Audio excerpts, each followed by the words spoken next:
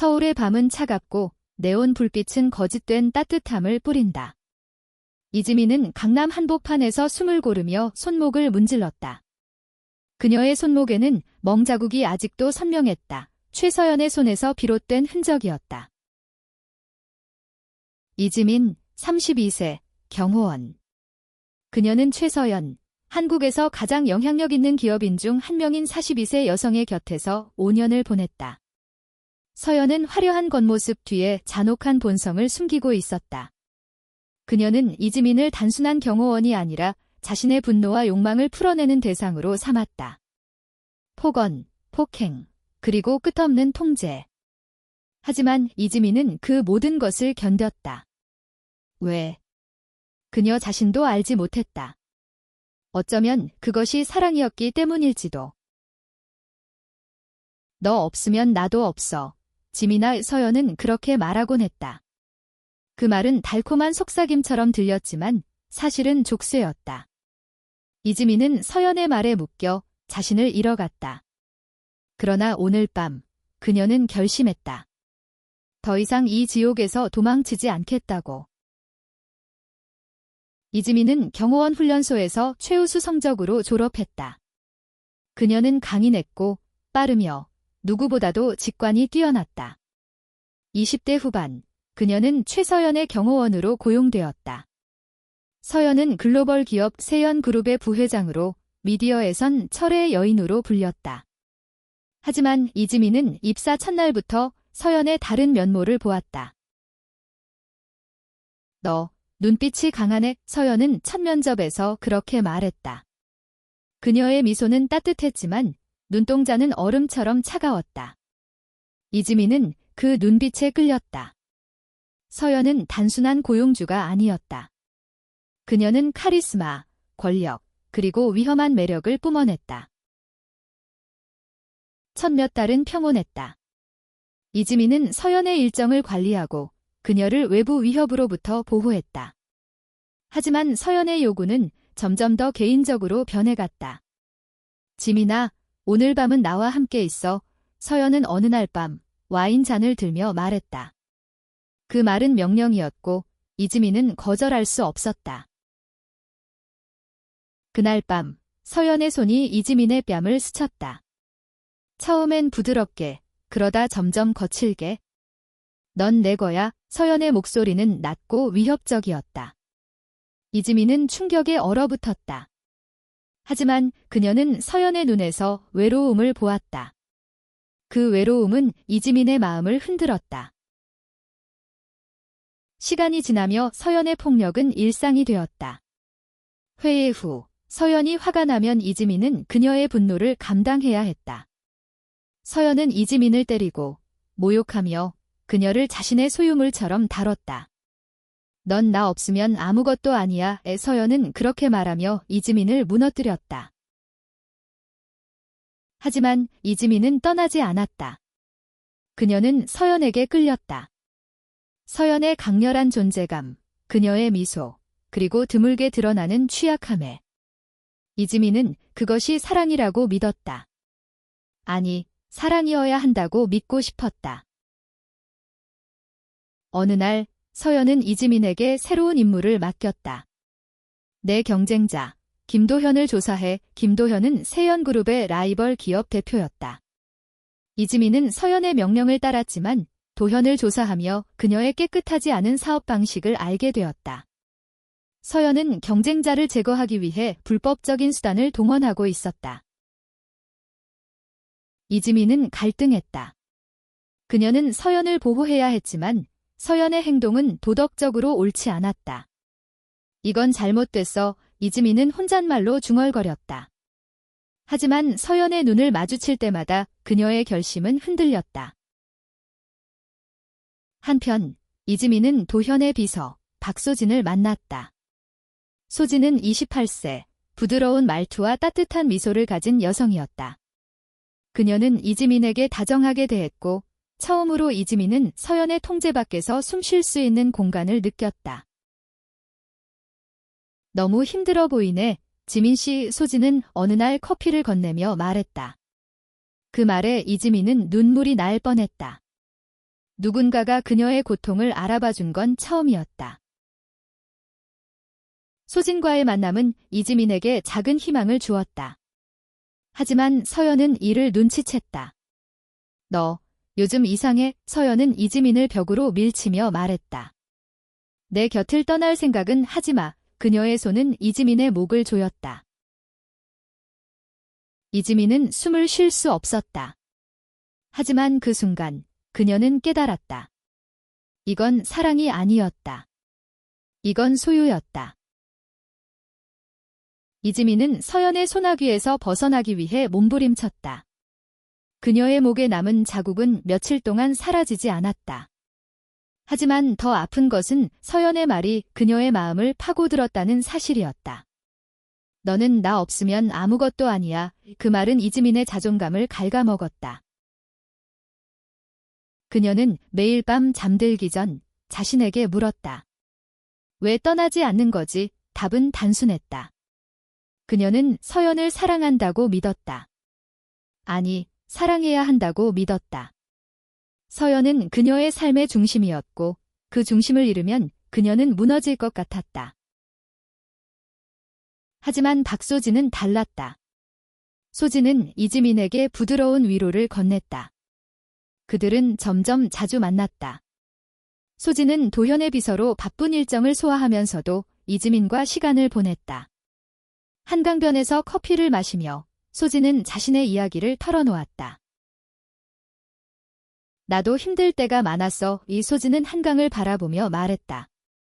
하지만 누군가 내 손을 잡아줬을 때 세상이 달라 보였지. 그녀의 손이 이지민의 손을 스쳤다. 그 순간 이지민은 심장이 뛰는 것을 느꼈다. 서연과의 시간에서는 느낄 수 없었던 따뜻함이었다. 서연은 점점 더 이지민을 올가매려 했다. 그녀는 이지민의 전화기를 확인하고 그녀가 어디에 있는지 추적했다. 너, 박소진 그 여자랑 뭐 하는 거야? 서연은 어느 날 이지민을 사무실로 불러 물었다. 그녀의 목소리는 차가웠지만 눈에는 불안이 스쳤다. 그냥 친구예요. 이지민은 떨리는 목소리로 답했다. 하지만 서연은 믿지 않았다. 그녀는 이지민의 턱을 잡고 얼굴을 가까이 댔다. 너는 내 거야, 지민아. 잊지 마. 그날 밤, 이지민은 서연의 집에서 또다시 폭력을 당했다. 서연은 와인병을 집어 던졌고 깨진 유리가 이지민의 팔을 스쳤다. 피가 흐르는 것을 보며 이지민은 멍하니 서 있었다. 서연은 울면서 사과했다. 미안해, 지민아. 내가 너무 사랑해서 그래? 하지만 이지민은 더 이상 그 말을 믿지 않았다. 그녀는 서연의 눈에서 진심을 찾으려 했지만 그곳에는 공허함만 있었다. 소진은 이지민의 상처를 보았다. 지민 씨, 이게 뭐야? 소진은 이지민의 팔에 난 상처를 보며 놀라 물었다. 이지민은 거짓말을 하려 했지만 소진의 눈빛은 그녀를 솔직하게 만들었다. 서연 부회장이 이지민은 말을 잇지 못했다. 소진은 조용히 그녀의 손을 잡았다. 너는 이런 대우를 받을 사람이 아니야. 소진의 말은 이지민의 가슴을 찔렀다. 소진은 이지민에게 자신의 아파트를 피난처로 제공했다. 여기서 지내. 안전할 거야. 이지민은 처음으로 서연의 통제에서 벗어날 가능성을 보았다. 하지만 두려움은 여전히 그녀를 붙잡고 있었다. 한편 서연은 이지민의 변화를 감지했다. 그녀는 이지민을 더욱 강하게 통제하려 했다. 너, 박소진이랑 너무 가까워졌어. 서연은 이지민을 협박했다. 그 여자, 위험해. 내가 알아. 이지민은 혼란스러웠다. 소진은 그녀에게 자유를 주었지만 서연은 그녀의 전부였다. 그녀는 두 세계 사이에서 갈등했다. 어느 날 이지민은 서연의 명령으로 김도현의 사무실에 잠입했다. 서연은 도현의 비밀 문서를 훔치라고 지시했다. 하지만 그곳에서 이지민은 소진과 마주쳤다. 소진은 그녀를 보고 놀랐다. 지민 씨, 여기서 뭐해? 이지민은 당황했다. 그녀는 서연의 명령을 따르고 있었지만 소진의 눈을 보자 죄책감이 밀려왔다. 그녀는 말을 잇지 못했다. 그 순간 경보음이 울렸다. 누군가 침입을 감지한 것이다. 이지민은 소진을 끌고 도망쳤다. 두 사람은 어두운 골목으로 뛰어들었다. 숨을 헐떡이며 소진은 이지민을 바라보았다. 지민 씨, 왜 이렇게까지 하는 거야? 이지민은 눈물을 흘렸다. 나도 몰라. 이지민은 소진의 손을 잡고 골목을 빠져나왔다. 그녀의 심장은 터질 듯이 뛰었다. 서연의 명령을 어긴 것은 처음이었다. 그녀는 소진을 바라보았다.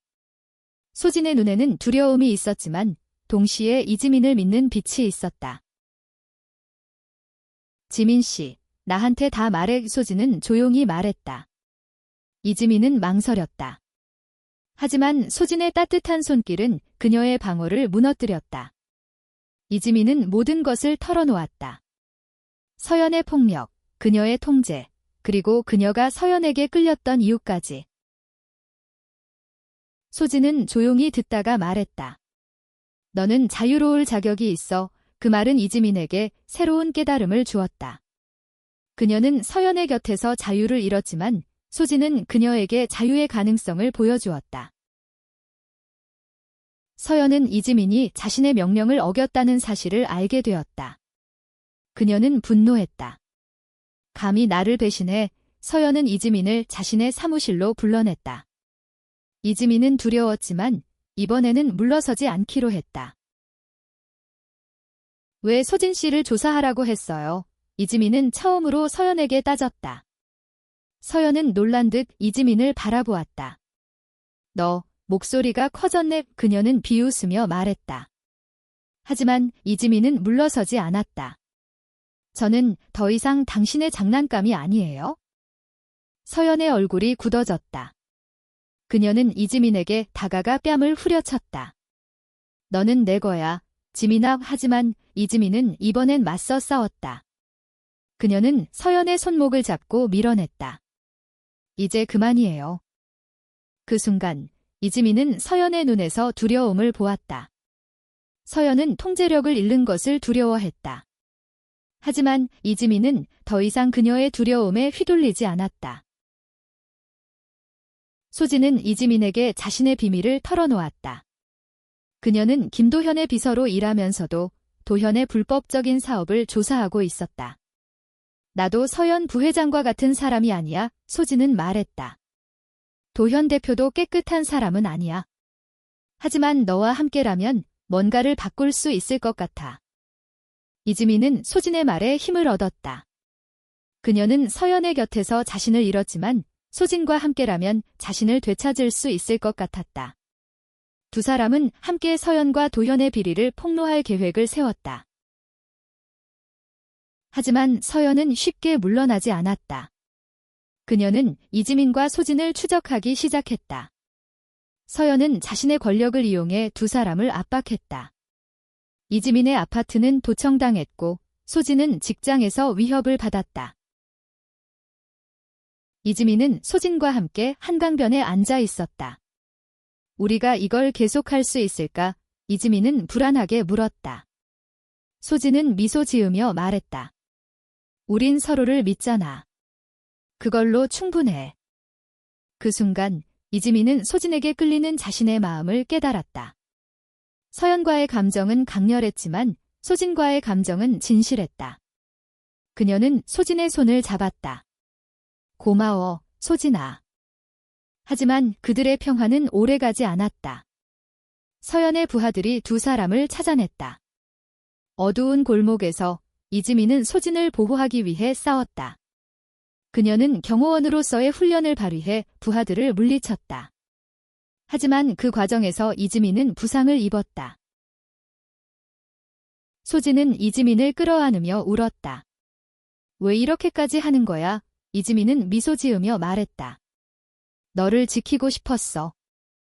이지민은 병원 침대에 누워 있었다. 그녀의 팔에는 붕대가 감겨 있었고 얼굴에는 멍이 남아 있었다. 소진은 그녀의 곁에서 손을 잡고 있었다.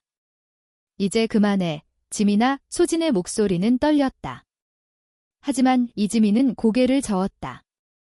아직 아니야. 서연을 막아야 해. 이지민은 서연의 비리를 폭로할 증거를 모으기 시작했다. 그녀는 서연의 사무실에서 훔친 문서들을 소진과 함께 분석했다. 그들은 서연이 세연그룹의 자금을 횡령하고 경쟁자를 제거하기 위해 불법적인 로비를 했다는 증거를 찾았다. 하지만 서연은 그들의 움직임을 알고 있었다. 그녀는 이지민에게 메시지를 보냈다. 지민아, 아직 늦지 않았어. 돌아와. 메시지에는 협박의 뉘앙스가 담겨 있었다. 이지민은 전화기를 내려놓고 한숨을 쉬었다. 소진은 이지민의 집요함에 걱정했다. 지민 씨, 너무 위험해. 우리 그냥 떠나자. 소진은 이지민을 설득하려 했다. 하지만 이지민은 물러서지 않았다. 서연은 나를 망가뜨렸어. 그녀가 더 많은 사람을 망치게 둘 순 없어. 두 사람은 처음으로 의견 충돌을 겪었다. 소진은 이지민이 자신을 지키려다 더 큰 위험에 빠질까 두려웠다. 너만 안전하면 난 그걸로 충분해. 이소진은 눈물을 흘리며 말했다. 하지만 이지민은 소진의 뺨을 어루만지며 말했다. 너도 알잖아. 내가 이렇게 살아남은 건 정의를 위해서야. 소진은 이지민의 결심을 이해했지만 마음은 무거웠다. 그녀는 이지민을 사랑했지만 그 사랑이 이지민을 위험으로 몰아넣고 있었다. 서연은 이지민과 소진을 분리하기 위해 새로운 계획을 세웠다. 그녀는 소진을 협박해 김도현의 비밀을 넘기라고 요구했다. 너희 둘 다 망하고 싶지 않으면 내 말대로 해. 서연은 소진에게 전화로 말했다. 소진은 이지민에게 이 사실을 숨겼다. 그녀는 이지민을 보호하기 위해 서연과 거래하려 했다. 하지만 이지민은 소진의 변화를 눈치챘다. 소진아, 뭐 숨기는 거 있어? 이지민은 소진을 다그쳤다. 소진은 결국 모든 것을 털어놓았다. 이지민은 분노와 배신감에 휩싸였다. 왜 나한테 말하지 않았어? 하지만 소진은 울면서 말했다. 너를 잃고 싶지 않았어. 두 사람은 서로를 끌어안았다. 그들의 사랑은 아직 약했지만 서로를 향한 신뢰는 점점 단단해졌다. 이지민과 소진은 서연의 비리를 언론에 폭로하기로 결정했다. 그들은 익명으로 자료를 기자에게 보냈다. 하지만 서연은 이를 예상하고 있었다. 그녀는 이지민의 과거를 이용해 그녀를 공격했다. 서연은 이지민이 경호원 훈련소에서 저지른 사소한 실수를 부풀려 그녀를 범죄자로 몰았다. 이지민은 절망했다. 내가 뭘 해도 그녀는 날 망가뜨릴 거야. 하지만 소진은 이지민의 손을 잡았다. 우린 함께 싸우는 거야? 너 혼자가 아니야? 이지민은 소진의 말에 힘을 얻었다. 그녀는 서연과의 마지막 대결을 준비했다. 이지민과 소진은 서연의 비리를 폭로한 기사가 실리자 세상의 주목을 받았다. 뉴스는 세연그룹의 부패를 적나라하게 드러냈다. 하지만 서연은 여전히 물러서지 않았다. 그녀는 이지민을 명예훼손으로 고소하고 소진을 협박했다. 이지민은 법정에서 서연과 마주했다. 서연은 여전히 오만한 미소를 띠고 있었다. 지민아, 넌 날 이길 수 없어. 그녀는 속삭였다. 하지만 이지민은 더 이상 두려워하지 않았다. 그녀는 서연의 폭력과 조종을 증언했다. 법정 밖에서는 소진이 이지민을 지지하는 사람들을 모았다. 그들은 서연의 부패를 규탄하는 시위를 벌였다. 이지민은 그들을 보며 눈물을 흘렸다. 그녀는 혼자가 아니었다. 소진은 이지민을 돕기 위해 자신의 경력을 걸었다. 그녀는 김도현의 비리를 추가로 폭로하며 서연과 도현 모두를 무너뜨렸다. 하지만 그 대가로 소진은 직장을 잃었다. 괜찮아. 소진은 이지민에게 미소 지었다. 너만 곁에 있다면 난 충분해. 이지민은 소진의 희생에 마음이 아팠다. 그녀는 소진을 끌어안으며 말했다. 너 없었으면 난 여기까지 오지 못했어. 서연은 결국 법정에서 패소했다. 그녀의 비리는 만천하에 드러났고 세연그룹은 파산 위기에 몰렸다. 서연은 이지민을 마지막으로 찾아왔다. 왜 날 배신했어? 그녀는 울며 물었다. 이지민은 차분히 답했다. 당신은 날 사랑한 게 아니에요. 당신은 날 소유하려 했을 뿐이에요. 서연은 아무 말도 하지 못하고 떠났다. 서연의 몰락 후 이지민과 소진은 새로운 삶을 시작했다. 이지민은 경호원 일을 그만두고 소진과 함께 작은 카페를 열었다. 그들은 강남의 번잡함을 피해 한적한 동네에서 새 출발을 했다. 카페는 두 사람의 피난처였다. 이지민은 손님들에게 커피를 내리며 미소 짓는 법을 배웠다. 소진은 카페의 장식을 맡으며 자신의 창의력을 마음껏 펼쳤다. 하지만 이지민은 여전히 악몽에 시달렸다. 서연의 목소리, 그녀의 손길은 그녀를 놓아주지 않았다. 소진은 그런 이지민을 조용히 위로했다.